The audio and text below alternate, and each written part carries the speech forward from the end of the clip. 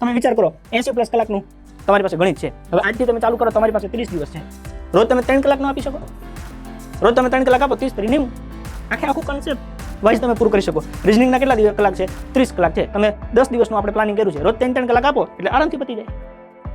બેહવું પડે, દાનત હોવી જોઈએ કે મારે મહેનત કરવી છે અને મારે શીખવું છે. તો એના માટે ઓકે, વિડીયો છે, PDF છે, ટેસ્ટ છે, જરૂર જણાય ત્યાં ટોપિકમાં શોર્ટકટ પદ્ધતિ આવશે દરેક વિષયમાં. ઓકે, ધારો કે છંદ છે તો છંદ તમને શોર્ટકટથી ખબર પડી જશે કે આ પ્રશ્ન હોય તો આ ટીક કરાય, કેમ કરાય એનું કારણ અંદર આપ્યું છે વિડીયોમાં. આખા ડિટેલમાં જ વિડીયો છે, દરેક ટોપિક ડિટેલમાં સમજાવેલું છે. આખો ટોપિક છે, એની PDF છે અને પછી એની ટેસ્ટ છે.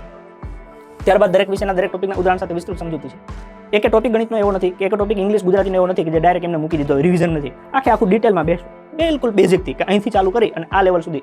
અને બધામાં પરીક્ષામાં પૂછાયેલા પ્રશ્નો મૂક્યા છે. ગણિતમાં, રિઝનિંગમાં, ગુજરાતીમાં, ઇંગ્લિશમાં દરેક ટોપિકના મૂક્યા છે કે આવા પ્રશ્નો પૂછાયેલા છે. એટલે પહેલા ટોપિક ભણીએ, પછી વાંચીએ, પછી ટેસ્ટ આપીએ. એટલે આપણને ખબર પડે કે આપણે શું ભણ્યા, શું વાંચ્યું અને કેવા પ્રશ્નો પૂછાય છે, એમાં આપણે શું જવાબ લખીશું.